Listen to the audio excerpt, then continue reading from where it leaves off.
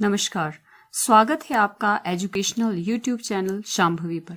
आज का हमारा टॉपिक रहेगा पार्ट बी मैक्रो इकोनॉमिक्स से समष्टि अर्थशास्त्र के मुख्य तत्व, main elements of macro economics और circular flow of income and product. चलिए बात करते हैं समष्टि अर्थशास्त्र के मुख्य तत्वों की, main elements of macro economics की। Lord J.M. केन्स जी ने अर्थव्यवस्था के मैक्रो इकोनॉमिक्स के 3 मुख्य तत्व बताए हैं, और वो कौन कौन से हैं? पूंजीवादी अर्थव्यवस्था, कैपिटलिस्टिक इकोनॉमी, उत्पादन के साधन, फैक्टर ऑफ प्रोडक्शन, और अर्थव्यवस्था के क्षेत्र, सेक्टर्स ऑफ इकोनॉमी। अब Lord James Keynes, father of macro economics, ये एक विकसित देश से संबंध रखते थे, इंग्लैंड से, इसलिए जाहिर सी बात है कि इन पर जो प्रभाव रहेगा वो कैसी अर्थव्यवस्था का रहेगा? विकसित अर्थव्यवस्था का रहेगा। इसलिए इनके जो अध्ययन का केंद्र बिंदु था वो कैसा था? कैपिटलिस्टिक इकोनॉमी पर आधारित था। अब हम देखते हैं विस्तृत रूप में कि ये पूंजीवादी अर्थव्यवस्था है क्या। पूंजीवादी अर्थव्यवस्था, कैपिटलिस्टिक इकोनॉमी कैसी अर्थव्यवस्था होती है? जिसमें अधिकांश आर्थिक क्रियाएं, इकोनॉमिक एक्टिविटीज के संचालन में निजी स्वामित्व होता है। अब यहाँ पर क्या होता है कि इकोनॉमिक एक्टिविटीज जो संचालित की जाती है वो निजी स्वामित्व के द्वारा की जाती है, और जो उत्पादन किया जाता है वो बाजार में बेचने के उद्देश्य से ही किया जाता है। और बाजार में बेचने का उद्देश्य क्या है? मेन जो ऑब्जेक्टिव क्या है उत्पादन करने का? वो है लाभ कमाना, प्रॉफिट लेना। और श्रम का क्रय विक्रय की, लेबर, चाहे लेबर को रखना है या फिर किसी ने मजदूरी पर रहना है, उसकी एक निश्चित कीमत निर्धारित की जाती है जिसे कहा जाता है मजदूरी की दर। ये है पूंजीवादी अर्थव्यवस्था की विशेषताएं। कौन सी है? एक तो इसमें आर्थिक क्रियाओं के संचालन में निजी स्वामित्व होता है।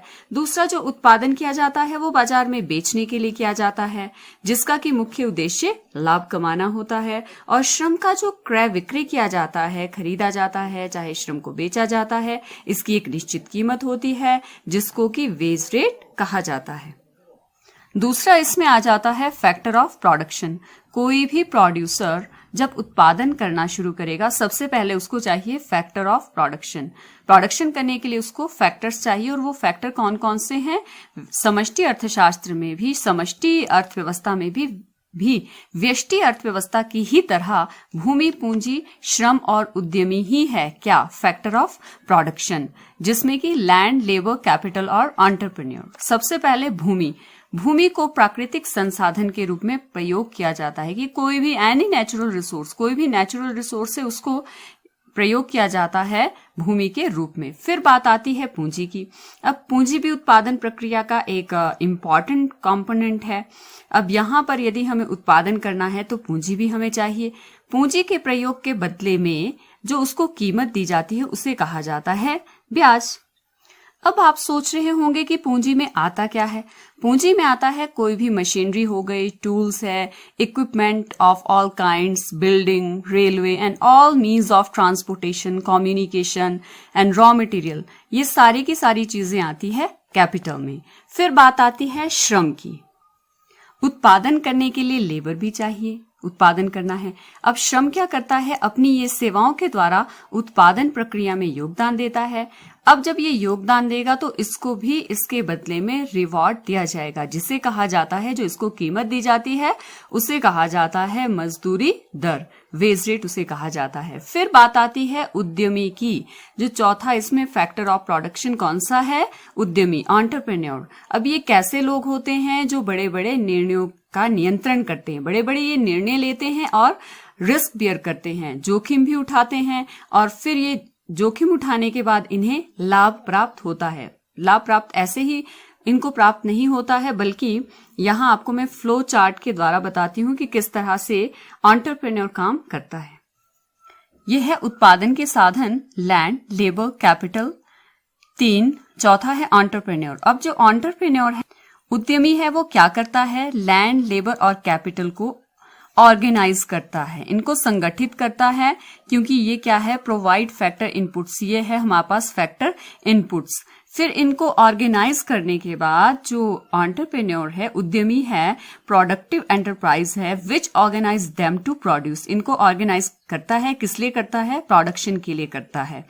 जब ये प्रोडक्शन करता है, प्रोडक्शन का मतलब है आउटपुट इसके पास निकल गया है, आउटपुट को ये मार्केट में बेचता है, मार्केट में बेचने के बाद इसको आय मिलती है, उस आय को ये क्या करता है, डिस्ट्रीब्यूट कर देता है, लैंड के बदले में रेंट दे देता है, लेबर को वेजेस दे देता है, कैपिटल को इंटरेस्ट दे देता है, और जो बाकी पैसा इसके पास बचता है वो है इसका प्रॉफिट, किसका, उद्यमी का। अभी मैं आपको फ्लो चार्ट में ये सारा बता चुकी हूं। अब उद्यमी क्या करेगा, भूमि पूंजी श्रम की सहायता से उत्पादन करेगा, फिर उत्पादन करने के बाद उसको बेचेगा, फिर उसको रेवेन्यू मिलेगा, पैसा मिलेगा, और इस पैसे को वो आगम का हिस्सा भूमि पूंजी श्रम को देने के बाद लाभ शेष बचता है। अब जो भाग उद्यमी के पास बचेगा, अभी हम बात कर चुके हैं, वो क्या करेगा, वो उसका अपना लाभ होगा और उसको आगे वो नई मशीनरी खरीदने तथा नए कारखाने लगाने, कहने का मतलब है अपने उत्पादन को और अपनी फर्म को एक्सटेंड करने में लगाएगा, निवेश करेगा। अब निवेश क्या है, निवेश ऐसी परिसंपत्तियों की खरीद है जो बाद में इनकम जनरेशन में हेल्प करती है। उत्पादन क्षमता वृद्धि लाने के लिए जो खर्च किया जाता है उसे निवेश, इन्वेस्टमेंट कहते हैं। अब यहां पर भी देख लीजिए ज्यादा अच्छे से ताकि आपको समझ आ जाए। अ classification of factor of production, name, factor of production के नाम क्या क्या है, लैंड, लेबर, कैपिटल और एंटरप्राइज। नेचर इसका क्या है, लैंड का कैसा है, एनी नेचुरल रिसोर्स, कोई भी नेचुरल रिसोर्स है उसको हम लैंड में लेते हैं और इसको जो रिवार्ड दिया जाता है वो है रेंट के रूप में। फिर लेबर, लेबर में क्या है, लेबर में टॉयल और स्किल, इसका कठिन परिश्रम और कुशल जिसके बदले में इसको कुशलता जिसके बदले में इसको वेजेस दिए जाते हैं। Then capital, man made resource, अभी आपको बताया कि इसमें क्या क्या चीजें आएगी, हम बात कर चुके हैं, जिसके बदले में इंटरेस्ट दिया जाता है। और एंटरप्राइज जो कि रिस्क लेता है और जो भी लैंड, लेबर और कैपिटल उनको ऑर्गेनाइज करता है, प्रोडक्शन करता है और जिसके बदले में उसको मिलता है profit. Then third element of macro economics कौन सा है, sector of the economy. From the macro point of view, economy is often divided into 4 sectors. Macro point of view से इकोनॉमी को 4 क्षेत्रों में बांटा गया है और अर्थव्यवस्था की रचना, स्ट्रक्चर और राष्ट्रीय आय की गणना से एक अर्थव्यवस्था को 5 भागों में बांटा गया है। अब ये 5वां भाग अलग से कौन सा है और मैक्रो पॉइंट ऑफ व्यू से 4 भाग कौन से हैं, इसके बारे में बात करते हैं। यहां पर है समष्टि अर्थशास्त्र के विभिन्न क्षेत्र, different sectors of macro economics. पारिवारिक क्षेत्र, हाउस होल्ड सेक्टर, फर्म क्षेत्र, सरकारी क्षेत्र, शेष विश्व क्षेत्र, रेस्ट ऑफ द वर्ल्ड और फाइनेंशियल सेक्टर, वित्तीय क्षेत्र। अब इसमें जो मैक्रो पॉइंट ऑफ व्यू से हमने बात की थी उसमें कौन से 4 क्षेत्र आ जाते हैं, पारिवारिक क्षेत्र, फर्म क्षेत्र, सरकारी क्षेत्र और शेष विश्व क्षेत्र। जबकि अर्थव्यवस्था की रचना और राष्ट्रीय आय की गणना की दृष्टि से ये 5वां क्षेत्र भी समष्टि अर्थशास्त्र के विभिन्न क्षेत्रों में आता है। पर ये जो वित्तीय क्षेत्र है ये चारों क्षेत्रों के साथ जुड़ा हुआ है। चाहे हम बात करें राष्ट्रीय आय की, यदि हम गणना करते हैं 2 क्षेत्रीय अर्थव्यवस्था में आय के चक्री प्रवाह की बात करते हैं, या 3 क्षेत्रीय पारिवारिक, फर्म और सरकारी क्षेत्र, 3 क्षेत्रीय अर्थव्यवस्था में आय के चक्री प्रवाह की बात करते हैं, या 4 क्षेत्रीय अर्थव्यवस्था में आय के चक्री प्रवाह की बात करते हैं, उसमें वित्तीय क्षेत्र 2 क्षेत्रों में भी जुड़ा हुआ है, 3 में भी है और 4 क्षेत्रों में भी ये कनेक्टेड है। बैंकिंग सिस्टम, क्योंकि यहाँ पर ये चारों के चारों क्षेत्र बचते भी, 3 क्षेत्र यहाँ पर ये बचते भी देते हैं और जब इन्हें जरूरत होती है तो ये फाइनेंशियल सिस्टम से उधार भी लेते हैं। सबसे पहले पारिवारिक क्षेत्र, हाउस होल्ड सेक्टर, जो कि वस्तु तथा सेवाओं का उपभोग करता है अपनी आवश्यकताओं की, अपनी नीड्स को सेटिस्फाई करने के लिए। और ये क्या करता है, ये क्षेत्र अपनी सेवाएं फर्म क्षेत्र को देता है, अपनी फैक्टर सर्विसेज, जिसमें अभी हमने बात की लैंड, लेबर, कैपिटल और एंटरप्रेन्योर, किसको देता है, फर्म क्षेत्र को देता है, तथा सरकार से ये वेतन प्राप्त करता है जब ये सरकार को अपनी सेवाएं प्रदान करता है, परिवार क्षेत्र। और यहां पर परिवार क्षेत्र की सहायता भी करता है सरकारी क्षेत्र, और परिवार क्षेत्र गवर्नमेंट को टैक्स भी देता है। डायरेक्ट टैक्स जैसे हो गया आपका इनकम टैक्स हो गया, लैंड टैक्स हो गया, गिफ्ट टैक्स हो गया, पारिवारिक क्षेत्र देता है सरकार को। तथा फर्मों के उत्पाद की मांग भी करता है। अब जो फर्में वस्तुओं का उत्पादन करेगी उसकी मांग करेगा पारिवारिक क्षेत्र, और जो फर्मों का उत्पादन है वो निर्भर भी करता है पारिवारिक क्षेत्र पर, क्योंकि फर्में तभी उत्पादन करेगी जब पारिवारिक क्षेत्र की ओर से मांग रहेगी, और जब पारिवारिक क्षेत्र के पास पैसा होता है वो बचत भी करता है। अब बचत क्या है? बचत आय का वह भाग है जो खर्च नहीं हो रहा है। अब जब खर्च नहीं हो रहा है तो फिर पारिवारिक क्षेत्र उसको बचत बैंक में जमा करता है, और जो फर्मों के स्वामी हैं अर्थात उद्यमी हैं, एंटरप्रेन्योर है, वो भी कहां से निकलते हैं? पारिवारिक क्षेत्र से ही निकलते हैं। फिर आती है बात दूसरे क्षेत्र की, फर्म क्षेत्र। अब फर्म क्षेत्र क्या करता है? जो वस्तु तथा सेवाओं का उत्पादन करता है, और ये पारिवारिक क्षेत्र से साधन सेवाएं लेता है और साधन सेवाओं के बदले में उनको भुगतान करता है वापस। और फर्म क्षेत्र जो उत्पादन करता है उनको ये पारिवारिक क्षेत्र को और सरकार को बेचता भी है, और इसके अलावा इनको बेचने के अलावा ये निर्यात भी करता है, बाहर भी एक्सपोर्ट अपनी वस्तुओं को करता है, और पारिवारिक क्षेत्र की तरह ये बचते भी करता है, पैसे को बचाकर भी रखता है, तथा पारिवारिक क्षेत्र की तरह ये भी सरकार को टैक्स पे करता है, indirect taxes, GST, goods and services tax, और गवर्नमेंट से इसको आर्थिक सहायता मिलती है। फिर बात आती है गवर्नमेंट सेक्टर की। अब गवर्नमेंट सेक्टर क्या है? चाहे वो विकसित देश है, डेवलप्ड कंट्री है या अंडर डेवलप्ड कंट्री है, दोनों प्रकार के देशों में निजी पूंजीवादी क्षेत्र के अलावा यहां पर क्या होता है कि उसके अनुरूप एक और भी संस्था, इंस्टीट्यूशन होता है जिसको कहा जाता है गवर्नमेंट, और इसकी भूमिका क्या है, इसका रोल क्या है? कानून बनाना, फ्रेमिंग लॉज, उनको लागू करना, enforcing them and delivering justice. अब जो कानून बनाया गया है उसको लागू करना है और न्याय दिलाना है, ये सरकार करती है। और इसके अलावा सरकार उत्पादन क्रियाओं में भी भाग लेती है। अब ये कर लगाती है, इम्पोजिंग टैक्सेस। कर लगाने के अलावा ये सार्वजनिक आधारभूत संरचना के निर्माण में, बिल्ट इन पब्लिक इंफ्रास्ट्रक्चर पर भी व्यय करती है, और ये running school and colleges, school और कॉलेज को भी चलाती है, और हेल्थ फैसिलिटीज भी प्रोवाइड करती है। और इस आधार पे हम कह सकते हैं कि सरकार का इकोनॉमिक ग्रोथ में इंपॉर्टेंट रोल होता है, इंपॉर्टेंट रोल ये प्ले करती है गवर्नमेंट इकोनॉमिक ग्रोथ में।